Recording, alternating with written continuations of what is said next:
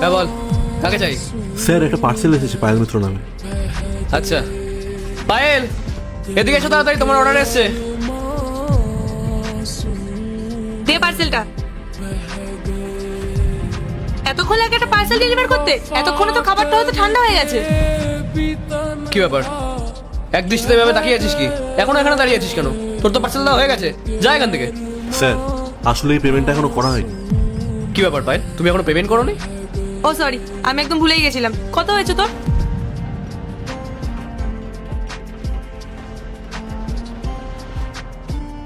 পায়েল আপনার 850 টাকা হয়েছে। এই কি বললি তুই?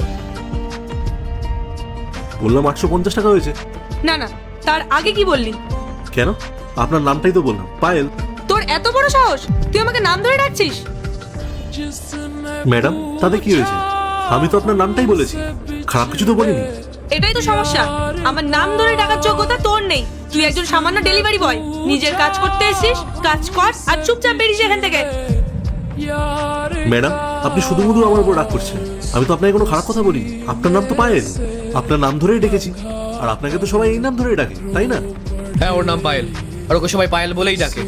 কিন্তু ওকে নাম ধরে তারাই ডাকে যারা হয় ওর ফ্রেন্ড, কিংবা ওর ফ্যামিলি, কিংবা যারা ওর লেভেলের। তোর স্ট্যাটাস আর আমাদের স্ট্যাটাস কি এক? ওকে ম্যাম বলে সম্মান দিবি, বুঝতে পেরেছিস? স্যার নাম ধরে ডাকলে তো আর সম্মান কমে যায় না। এই একদম তর্ক করবি না। তোদের কোম্পানি থেকে শেখায়নি যে কিভাবে কাস্টমারদের সঙ্গে বিহেভ করতে হয়? আজ পর্যন্ত এখানে যতগুলো ডেলিভারি বয় এসেছে প্রত্যেকে ওকে ম্যাম বলে রেসপেক্ট দিয়েছে, আর এই প্রথম তুই আমাদেরকে এসে অপমান করলি। শোন, আমি যদি তোর নামে কোম্পানিতে কমপ্লেন করি না, তাহলে আজই তোর চাকরিটা চলে যাবে। তাই বলছি চুপচাপ টাকাটা নে আর এখান থেকে চলে যা। স্যার আমার কোম্পানি আমাকে খুব ভালোভাবে শিখিয়েছে যে কিভাবে কাস্টমারের সাথে ব্যবহার করতে হয়, বিশেষ করে আপনাদের মতো শিক্ষিত মানুষের সাথে। স্যার আমি তো শুধু ওনার নামটা মুখেই নিয়েছি, তাতেই আপনাদের এত রাগ হয়ে যাচ্ছে?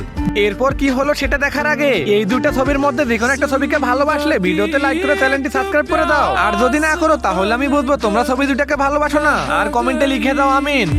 অথচ আপনারা আমার সাথে প্রথম থেকে কিভাবে ব্যবহার করছেন সেটা একবার ভেবে দেখেছেন? দরজা খোলার পর থেকে আপনারা আমার সাথে চরম দুর্ব্যবহার করা শুরু করলেন।